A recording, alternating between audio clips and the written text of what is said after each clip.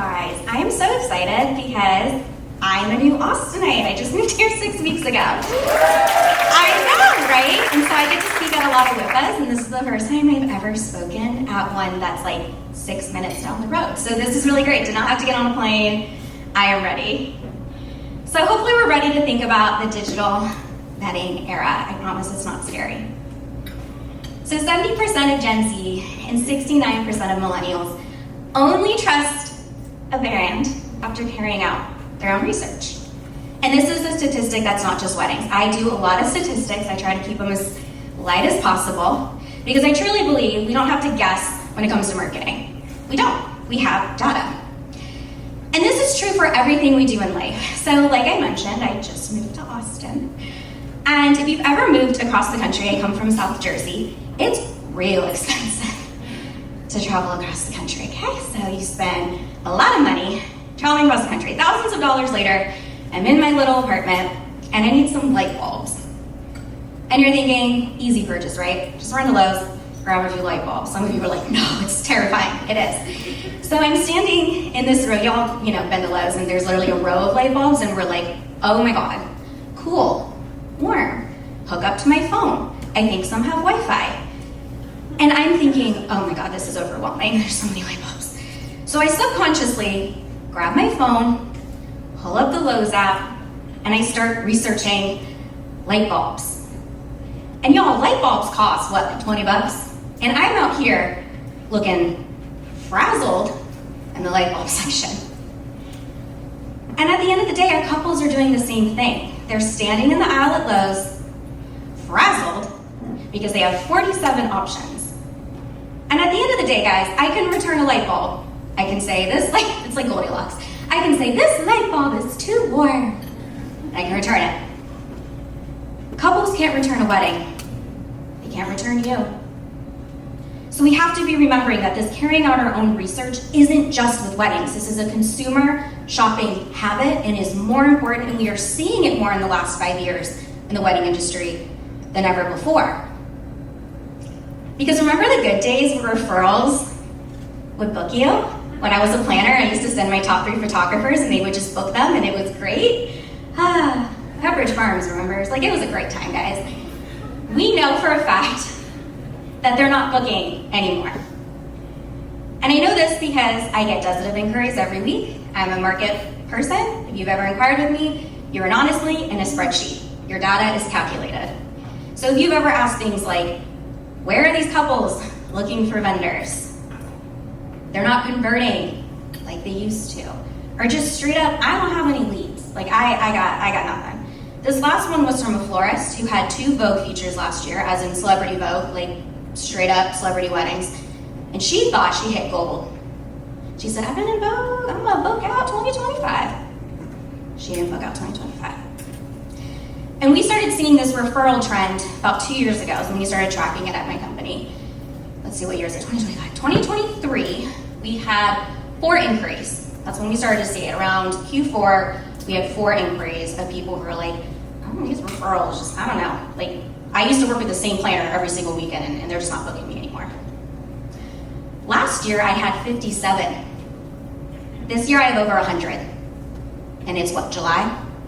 So if you're feeling it, I'm here to tell you, you're not alone.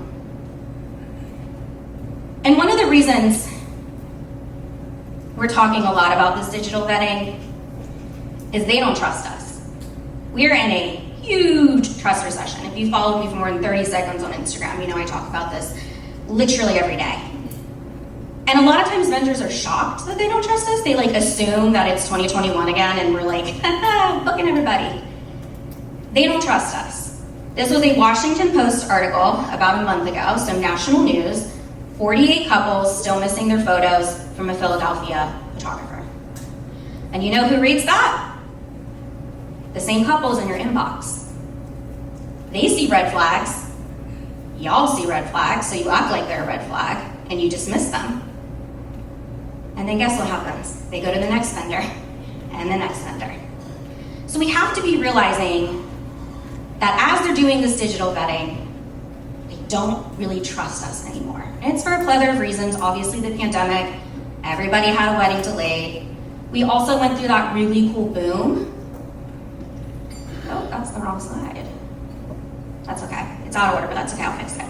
So we also know that there was a really big boom, right? So if you were in the market before 2020, you know that 2021, 2022, that was like kind of weird. Normally, I don't know when it's gonna happen again. It's Haley's Comet. I'm sorry, I can't predict this stuff for you guys.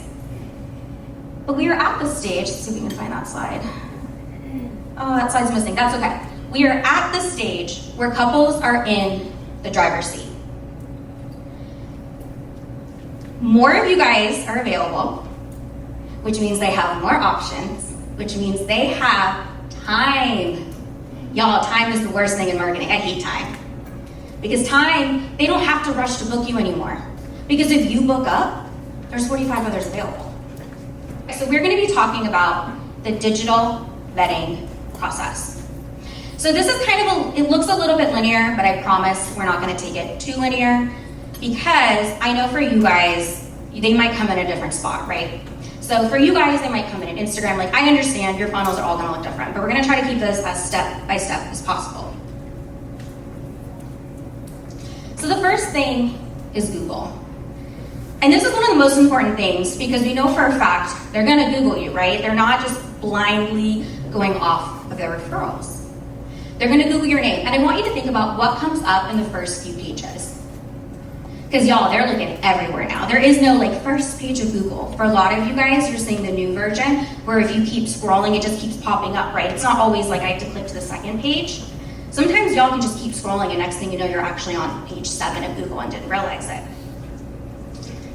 And the thing is, so whenever we get an inquiry, one of the first things I do is I Google their name. Before I ever look at like their little questionnaire of like, what's wrong with my marketing? Because I can tell within 30 seconds just from Googling what's actually wrong with their marketing, and then I look and I go, okay. Because oftentimes they're just not as visible as they think they are. Now what I have on here is kind of the future of where I think Google is going with search results, and it's an AI feature. Now, not every vendor is gonna have this. I cannot control if you have it. It's testing. We'll see in 6 months if they keep it. But the way it's working out is Google's AI is scraping and it's figuring out all these statistics about you, and it's trying to compile something for the user because they're trying to make it as easy as possible. So for example, this is a planner in DC. She's a good friend of mine, Sarah. And what's really cool is that if you look, her website comes up, but also her LinkedIn, not her Instagram, and her Pinterest. And when I showed her that, she was like, crap, I haven't been on my Pinterest in 6 years. And I was like, well, we gotta get you on that Pinterest, or we have to somehow push it down, which I'll talk about how to push it down later. But this is where it's going. So if you don't give enough information for Google to create this, it might have completely wrong information. And then you're wondering, why do they think I do this when I do that? It's because you're confusing them. You're saying I'm a destination wedding photographer and have no home location. So then Google's like, well, I don't know where you're at. One of the ways we can kind of adjust this and really beef up our Google search is, of course, blogging. So blogging is really great because it allows you to have an SEO footprint that your website won't really have a stronghold. There's only so many pages on your website, just how we build them. Your blog, though, you can have a ton. You can have different keywords. You can show yourself as an expert, which is really great for your couples. It's also good for Google because Google wants to try to figure out who are the best people. So this is a client that we've worked with for the last few years. When we started working with her, she had 1,200 users a year on average on her website, which is actually quite average for the wedding industry. Anything under 2,000 a year is actually pretty average. We started with a very basic 2-blog a month Pinterest strategy. Not even worrying about social because again, an SEO strategy sometimes for some clients is a better route. In 3 years, because it does take time, she's got over 35,000 a year that visit her website, 60% from blog traffic. She's a stationery artist. She has 3x her profit. Profit, not just base. I'm talking profit. And it's because we were able to convince Google 100 different ways that what she did was better than anybody else. And before we start to say, but my high-end couples are never gonna Google me ever to exist. I know you guys had Things Splendid, Leanne here, like I think last one or the one before. So you already know she has a lot of great data, but we know statistically that a lot of times they're still gonna be searching. And we can't forget about the people in the mid-sized market that are 100% definitely searching. So I want to talk for a second about ChatGPT, because in the last 3 months is when we've seen a really big change with ChatGPT. So we track analytics for a lot of monthly clients. And for the last 9 months, me and my team have been anticipating the day that ChatGPT came up. We were like just waiting, holding our breath, knowing it was coming. About 3 months ago, if you're on your analytics, you started to see ChatGPT referrals coming in through the referral network. It works nothing like Google. So if you are on the first page of Google and you've ever typed in your name and you're not coming up, it's because it does not work the same way. A lot of people assume first page of Google, I'm coming up in ChatGPT when they search Austin wedding photographer. It does not work like that. How it works instead is it leans heavy on other people's opinions of your business. Wedding directories are an opinion of your business. If you have a directory, it's social proof of other people saying you're good at what you do. Google My Business Profile. I don't know, a lot of vendors are getting rid of this. I've had a lot of calls in the last few months where like, I'm getting rid of it. And I'm like, well, then you will not be found on ChatGPT and you're gonna have trouble on Google, but whatever you feel is best. It wants to see that, it wants to see reviews. Like I mentioned, online reviews and Reddit, we will talk about Reddit. And a lot of backlinks. So press and PR is actually really good for OFD. Page in the back is one of the first. Every time I search Austin wedding photographer for the last year, Page has been coming up. Because our PR strategy is kicking. Oh, I creep on you, girl. I know everything about you. All right, it's my job. Okay, next, social proof platforms. Not WeddingWire, Zola, yes, Reddit, and LinkedIn. Y'all, couples are searching on LinkedIn. They want to make sure you're professional. If they work in a high professional environment, they treat LinkedIn like we treat Instagram. Why don't you have any kind of online LinkedIn presence, guys? And I think what's really interesting is, as you guys have probably seen in the last 6 months, if you search Austin Wedding Planner, Reddit comes up. It will always come up within the top page because of a partnership they have.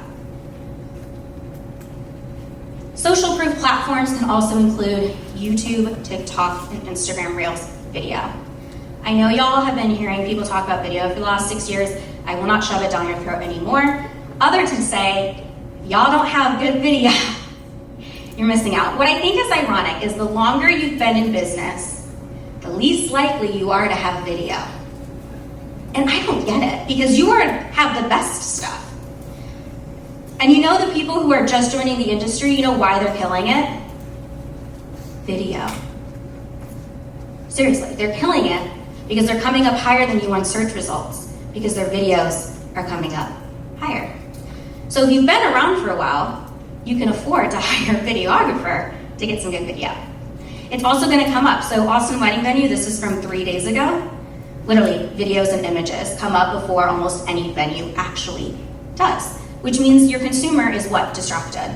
They're clicking on a video and they're like, oh my God, pretty things. Imagine if you were that pretty thing. It's the goal. Okay, why Reddit? I get asked this all the time. So I have been a Redditor for 13 years. You can find me at Ava Meow.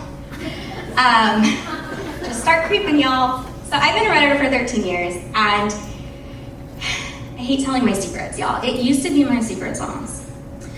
My clients would be like, Adriana, how do you have blog topics for days? How can you tell me a trend 6 months before it happens? How do you know that this vendor is getting downvoted? Because I creep so hard. I creep so hard, I have a whole second phone for it.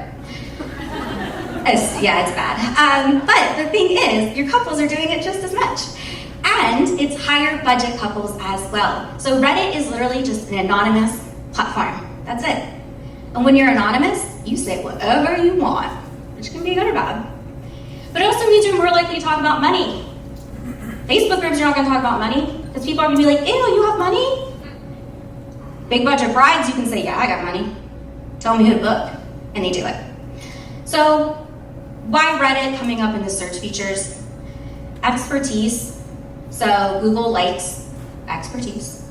It likes experience in real-time discussions. It really prioritizes it. It really is just trying to get against AI, which is the irony of all of this. is that Google wants to push the AI on you, but it also doesn't.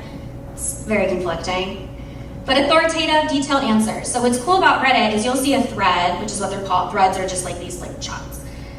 And you'll see one with comments from the last like decade. Like it goes deep. And Google likes that because it's real people. And then of course, trustworthy.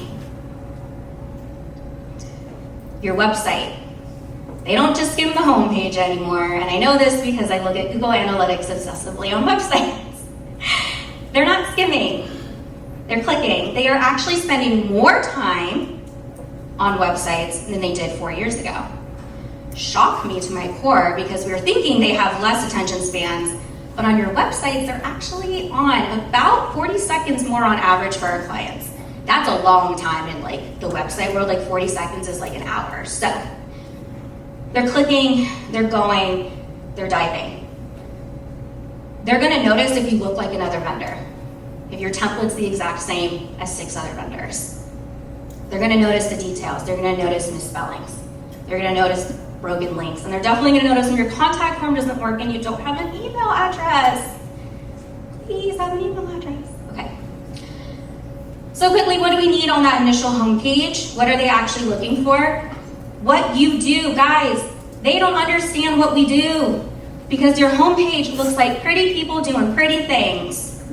Literally. I could pull up every single one. I could pull up here, you know what it would look like? Pretty people doing pretty things. I don't know if that's a florist, or a venue, or a photographer. One of my presentations I do, I quiz them. I pull up 4 websites that are in the office. Sorry guys. And I ask people what they do. No one's ever won. 5 cities later, no one's ever won. Because we all look the same. So you need to have it clear what you do for your couples in Google. You need to have it clear where you're located. If you're destination photographer, we can talk this out. I understand there's different logistics. But if your homepage, the one that Google cares about the most, ChatGPT, doesn't have anything, we are fighting a very hard battle to get you seen, like really hard.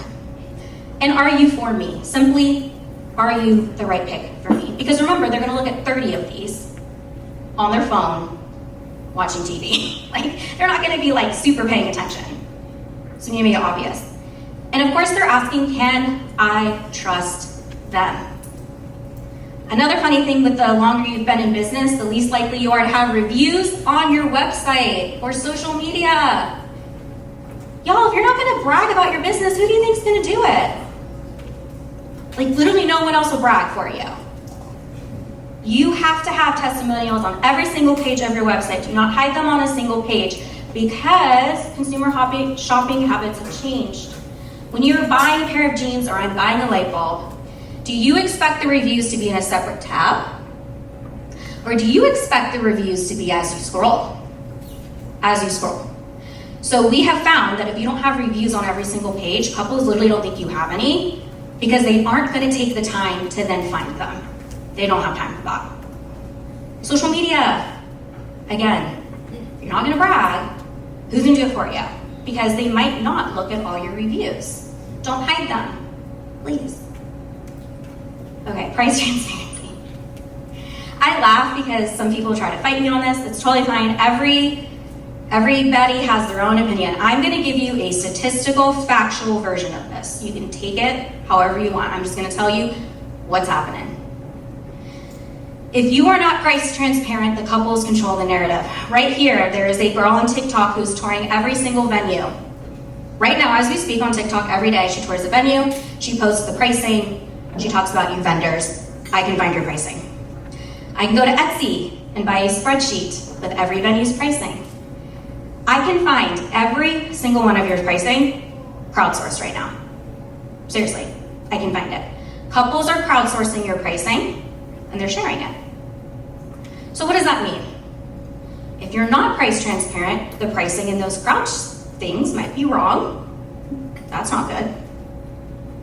So I just have to come with that caveat because people are shocked when I'm like, I literally have a whole tab of probably 50 spreadsheets of vendor pricing from around the US and the world. Like I can find anything, which means they can. So if you don't want it to be wrong, consider. I suggest averages per guest. If your percentage, we can work around it. There's ways we can make it work so that, again, you're giving them the tiny bit of nugget of information they want. We're not relying on them to go to Reddit. Literally, they'll just they can go to Reddit right now, type in your name, and be like, what do they cost? And someone will tell them what you cost. Happens all the time to the big planners. Like, they're like, hey, I want to book XYZ. They'll be like, oh yeah, this is what she charges right now. So, not to like scare you, but like, they're out there. Okay, social media.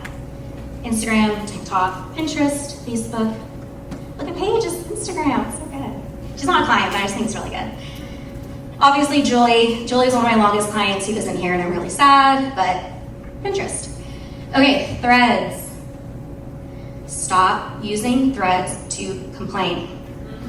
Thank you. It is tacky.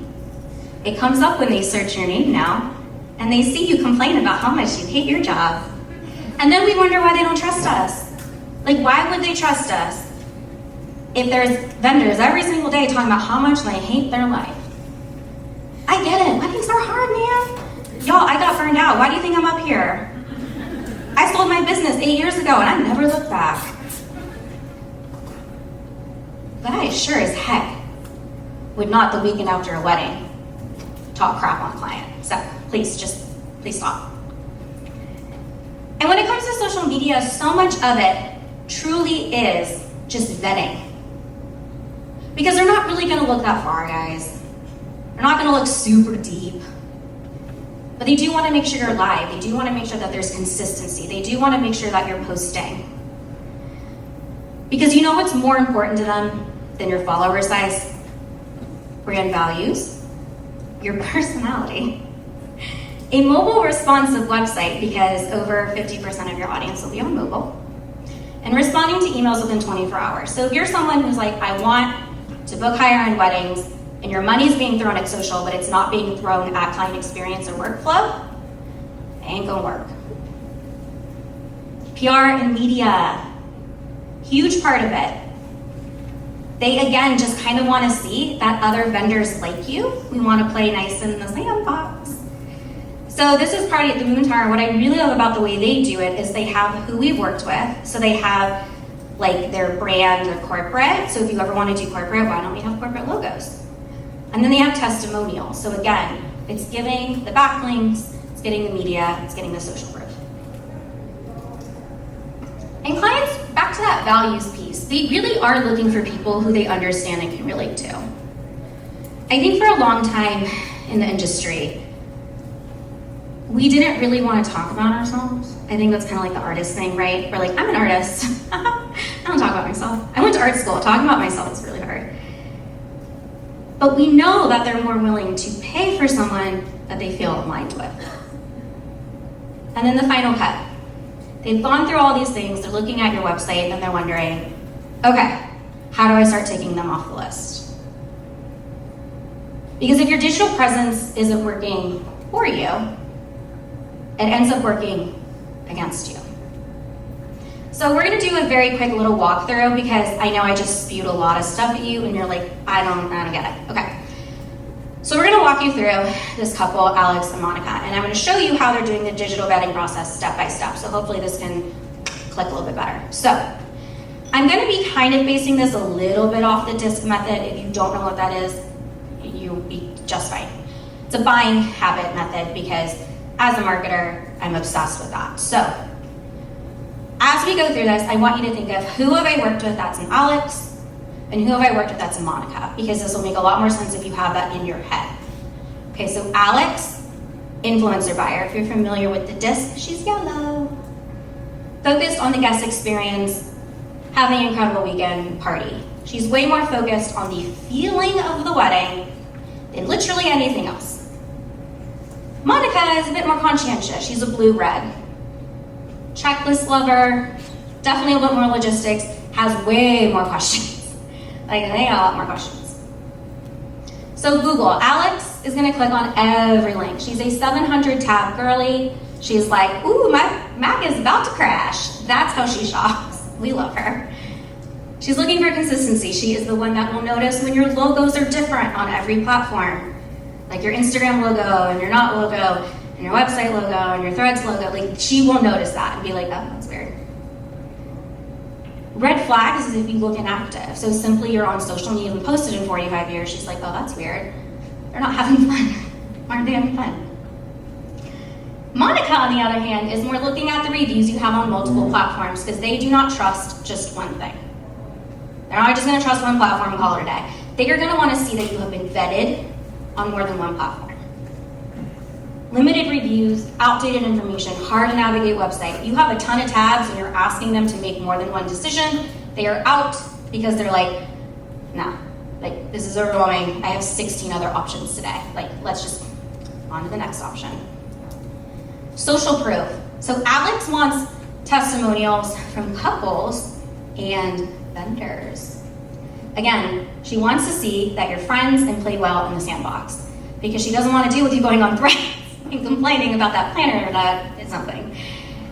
And this is where having your vendor friends, your frienders, give you reviews on Google because they want to see that you're friends. And on your website, whenever we do new websites and they don't have any from vendors, I'm like, I want you to get at least 5 vendor reviews for your website.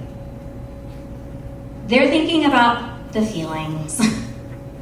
How did guests enjoy the event? Did they have fun? Did they talk about how much fun they had? They don't really care if it rains, as long as they had fun. Monica is diving deep and caring more about how did you handle a logistical problem. If it rained, what'd you do about it? This is where blogging can also be really great. You can brag and talk about what you did. Communication and response time. They want to see that you have replied to every review. They want to see that you're like on top of it. Your website. So Alex is definitely visual design focused. She wants to be sold a story. Storytelling works the best in copywriting, but it also works the best for certain buyer types who are like all about the story. She wants well-curated images, but the images don't usually always sell her. Copy sells them. So whenever we're building a website, your images attract.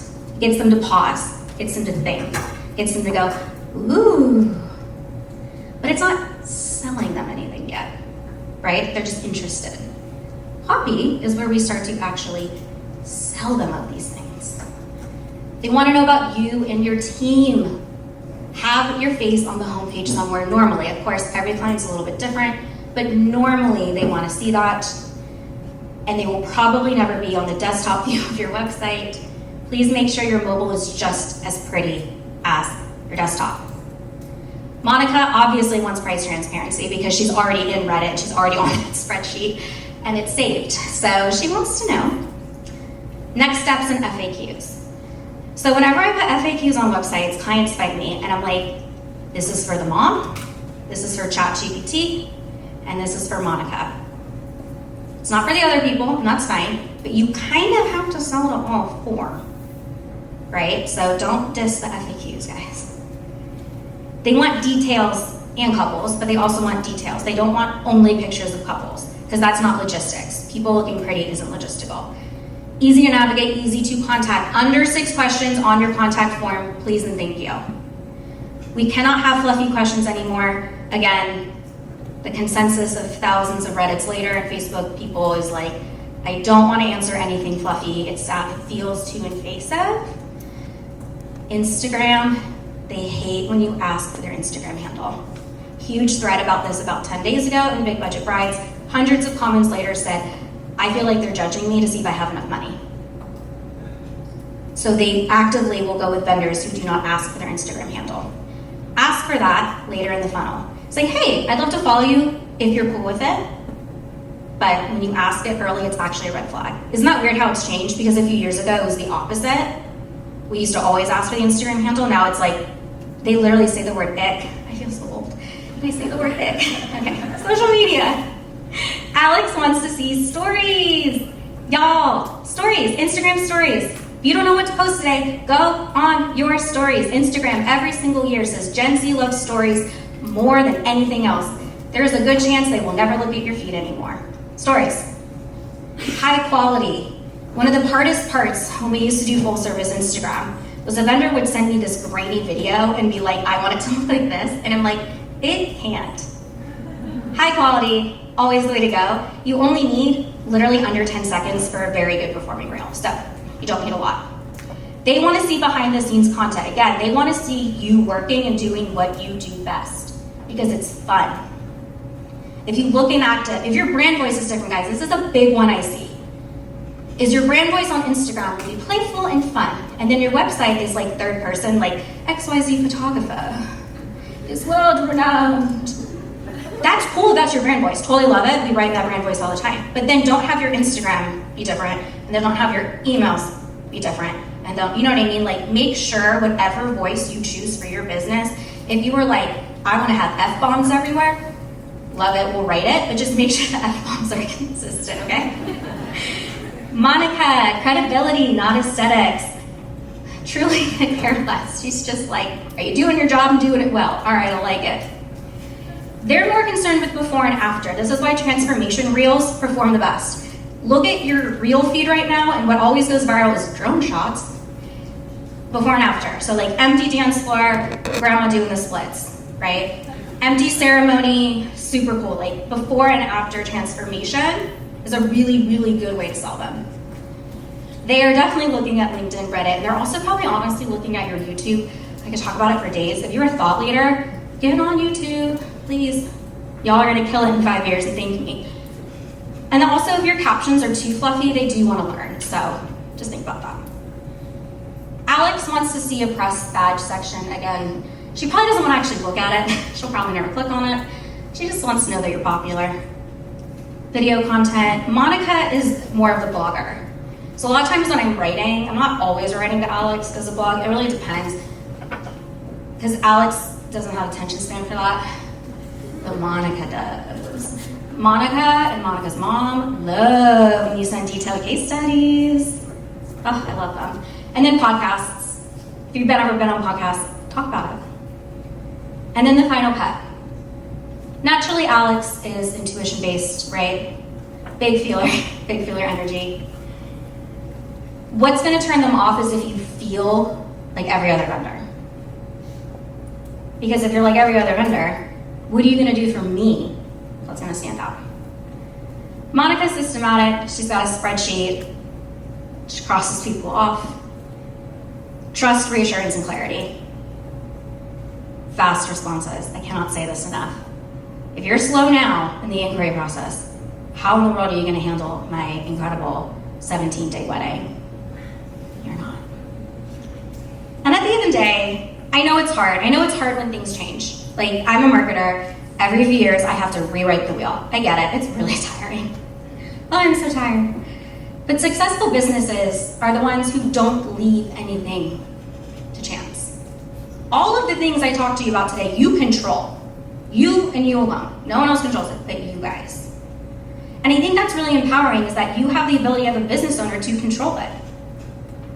You can control every single touch point. You can make sure that they're consistent. Because like I said, it's not always a linear journey. Obviously, they're not always gonna come in and, Google this and then that. Like, they're gonna bounce. Truly is a tapestry, which is a ChatGPT term, but I went to art school for weaving, so we're gonna use it. It's a tapestry of all the places they're coming in. And they all intersect. They truly all intersect. Like, they are looking and comparing different online elements at the same time to make their decision. It's very different than it was a few years ago. A few years ago, I could have said, you really don't need a website. That has changed. So what are you gonna do to make sure your clients are choosing you and that you're actually gonna pass the digital vetting test? So I do have a free resource. It is what we call our social proof toolkit. It is pulled from literally even the Bee Vault. Like, this is just stuff we give clients. But it's a Notion board, and it's gonna give you a ton of things, how to write trustable items like blog posts, social media captions. I think there's some Canva templates we threw in there. It's a lot, it just keeps growing. I just keep having my team add to it. Okay, did everybody get that before I move to questions? Okay, I'll leave it for another second before we start question time. All right, I'm ready. Hello, oh wow, that's on. You guys sent me so many great questions, so it's very hard to pick a few, but I loved all of the interaction with this, so thank you. Okay, so the first question, someone said, let's talk it out. I shoot around the world. How do I tag on my homepage so I'm not too broad but not too location specific? So I feel like that could be applicable to different vendors. Yeah, for sure. Is this person a photographer? I'm assuming this is 99%. I'm not sure. Okay, photographer or planner? We're just gonna assume you're one of the two because you might be forced, but we'll assume. Okay, so there's honestly a few different strategies we go about the destination market. And I'm curious, obviously, to hear our panel later about what they think. But from the marketing SEO's perspective, we create individualized landing pages. So every place you shoot will have its own landing page. And it's because the copy should be different for every location. Like, you should not be saying the same words for a lot of places. So even in the US, so let's say you're like, I want to shoot in the low country Savannah. There are certain terms you want to make sure you're using on that page that you wouldn't use if you're like, I want to shoot in Utah in the mountains. So you would have individualized landing pages that are keyworded for that. The images obviously would reflect that page. It would be hidden. We would then create a robust blogging strategy to pull into that page. Your home page needs to at least state your home base and then travel worldwide. Just for Google. If you don't want to be found on Google, ignore everything I just said. Like, that's totally fine. Some people seriously, like, I have clients that are like, I don't care, but yeah. Love it. Okay, this one is a really good one because I was wondering this too. So the Knot and Wedding Wire are on fire with bad PR recently. Are you suggesting still using them? I mean, if you want higher rankings and you want ChatGPT, you need to keep your profile to compete with everyone else who is on it. Everyone's marketing journey is different, and your feelings on every platform will be very different. If you absolutely are like, I cannot be on that platform, obviously don't be on it. But if we're worried about other people outranking us and competing, that's something we have to consider. I mean, it's just the truth, yeah. That was a good question. Yeah. Good answer, too. Yeah. What is the best way or different options to share testimonials on social media that don't feel cheesy, doesn't feel cheesy? Yeah, I get that. So honestly, your captions can just be a testimonial. Stories, share just a story every week with a testimonial. And it doesn't, I don't know why it feels cheesy. Why would it feel cheesy to talk about how amazing you are? Like, y'all are amazing. Your couples want you to brag. Monica really wants you to brag. A conscientious buyer, the one with the most red flags, if you don't brag, they're like, ooh, like, brag. It sells. Bragging sells. Okay, I like this one too. Okay, yeah.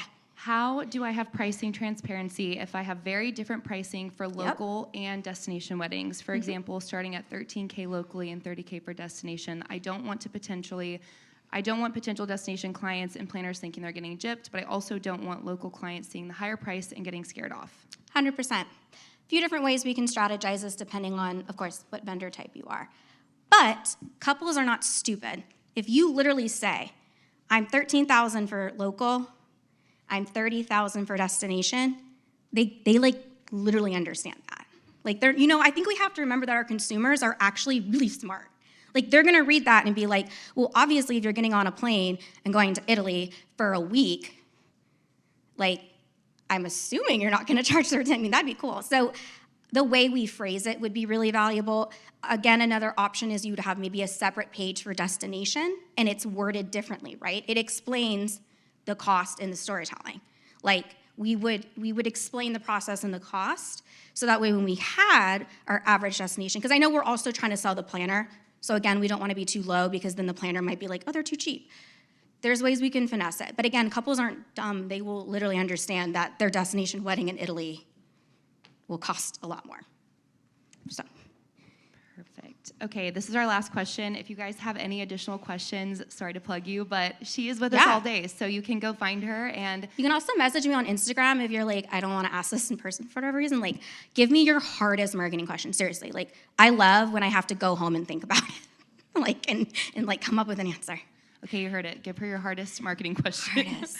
Make me question. Yeah. Okay, last question. Which platform should I focus on the most right now? Ooh, okay, that's a good question.